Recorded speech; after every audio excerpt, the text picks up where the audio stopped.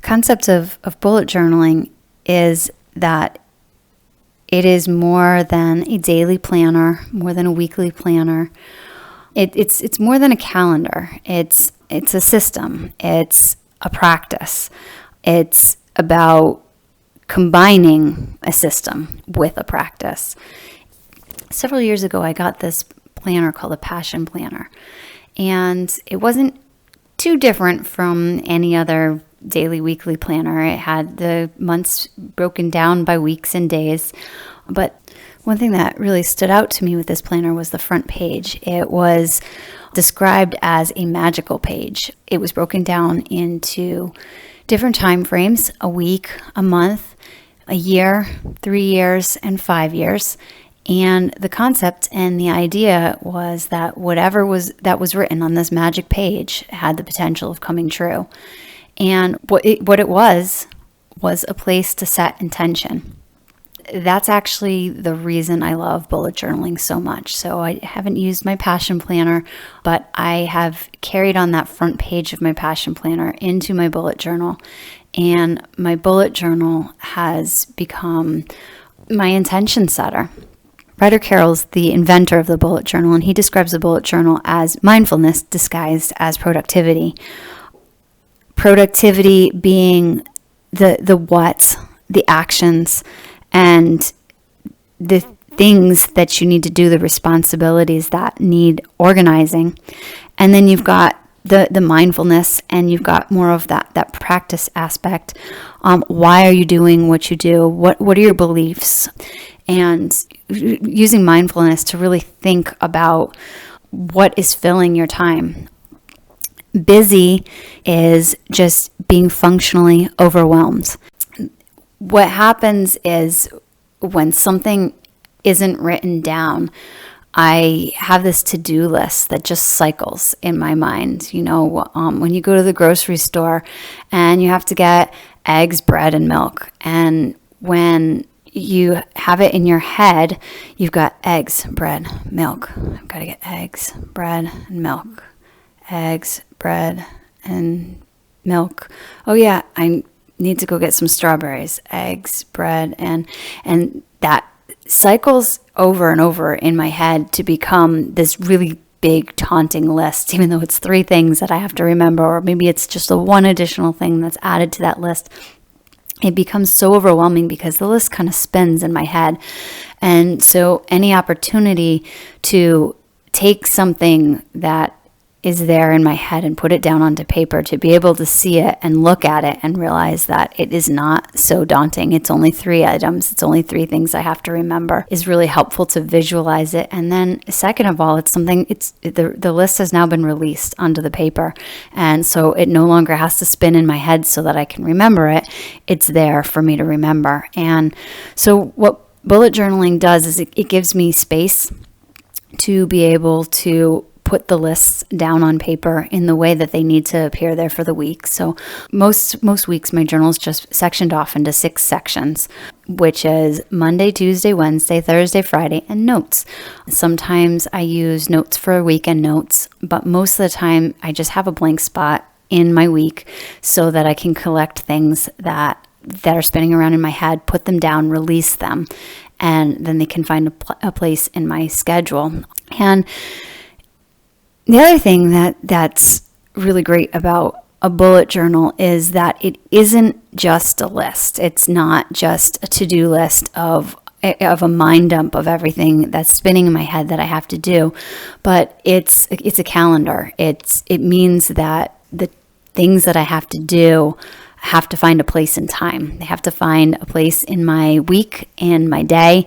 And so when I place them down there, they're not just being placed on a to-do list where I skip over things and ignore them or set them aside, but these are items that I have to mindfully choose or not choose. And so they get scheduled into my week. I look at my to-do list that I write down and try to determine where they fit into the week. And once they have found a place, I can go through my day and tackle these items, and maybe sometimes they're ignored, or maybe sometimes there isn't enough time.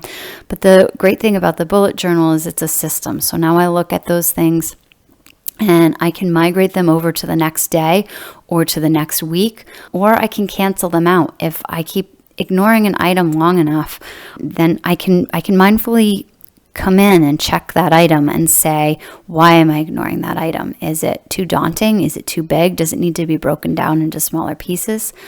Is it not aligning with my goals and what I'm trying to achieve? What is the reason that this item on my to-do list is staying there for a while? And so when you look at bullet journals, a lot of times, especially if you're going to look it up on Pinterest, you're going to see all of these magnificent, beautiful creations. And it's many times they're a work of art, which is awesome and great and fun. I'm an artist, and it is fun to be able to get a little bit of personality and creativity into that space. But honestly, my bullet journal is very simple and very straightforward most weeks. And it's really just a space for my goals and my items on my to-do list and organizing them. So when I put something into my bullet journal, it's got to find a place in time, and that's what my bullet journal allows me to do. And it's not just that weekly planner of one day to the next and 1 week to the next. There are 3 components of it that have been extremely helpful to helping me mindfully pay attention to time as it goes by, and realizing that these endless tasks and all of these things that I want to accomplish and do, and creative ideas that are constantly being created and ideas that are constantly floating around up in the air. And the bullet journal gives me an opportunity to ground them and make them happen. The first component of the bullet journal is the future log. The future log gives me 6 months to look into the future. And so when I'm saying, hey, wouldn't it be nice if I got this done? I can look at a calendar and see, oh, well, if I want to get this done by January, that's X amount of months away. And if I can see the January on the page and I'm saying I want to finish something by January and realizing, hey, that's only 3 months away, or hey, that's only 3 weeks away. It gives a visual to the goals. And then the next section of the bullet journal is going to be your monthly log. And your monthly log is just the month in a picture. So sometimes I organize it as a grid, and it's helpful to have that calendar grid. Other times it's helpful for me to organize the month as a list. And I list the days of the week down the side of the page. And right next to that, I list down the numbers. And I add in anything that's already in my calendar. Sometimes it's birthdays, sometimes there's events in there, the appointments that I have to remember. It's all in there. So now when I'm looking at my goals, when I'm looking at my future log of that thing that I wanted to complete by that certain month, now I can look at my month in a little bit more of a snapshot and see, okay, this is the month that I have. This is the time that's already been filled. What are the empty spots? And where can I place new things into that? So I have my month on one side of the page, and I have my goals on the other. And so that to-do list that's always spinning around in my head, or that's constantly circling, it gets placed down onto that page in the month. And I can look back at the month before and see if there's anything that I have to carry over that I didn't do.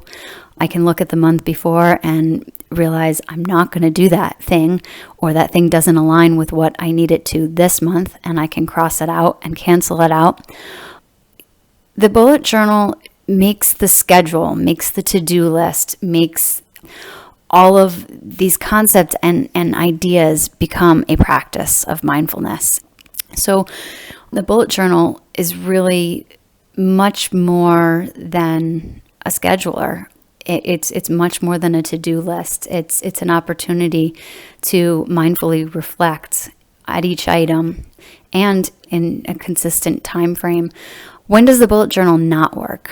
Well, I would say that it's really easy to spend a lot of time making the month look pretty and making the bullet journal look pretty, setting it all up, getting all of your intentions in, and setting it aside and not coming back to it. And so if the bullet journal doesn't open itself if you don't open the bullet journal every single day, check in with what you have planned for your day, what you achieved at the end of the day, and making sure that you're set up for the next day. And each Friday I set up for the next week.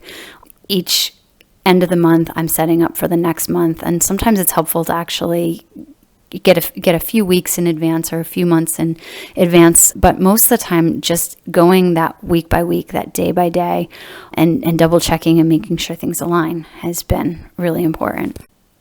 On one side of it, maybe it feels like, okay, I really don't have time to draw out my month and label all the days, but to me, being able to just mindfully number the days, number the month, gets me really thinking and preparing for that next month, gets me preparing for that next week, and also gets me prepared for the day. So I'll start each morning checking in on the day, writing down my to-do list. And sometimes my to-do list is a mind dump that isn't going to happen in that day, but it makes its way to the paper, and it makes its way to the page. And then I can take all of that's been dumped out and mindfully place it where it needs to be placed, and mindfully look at the list and ask myself, are these items aligning with the big goals, or is it busy work? Is it distractions?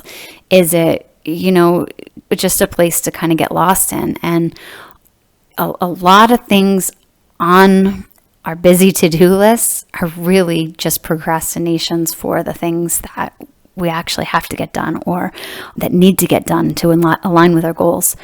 So with this practice of bullet journaling, I'm able to take each of these items and mindfully look. And at the beginning of the month, I look at my page and all the things that I put on it.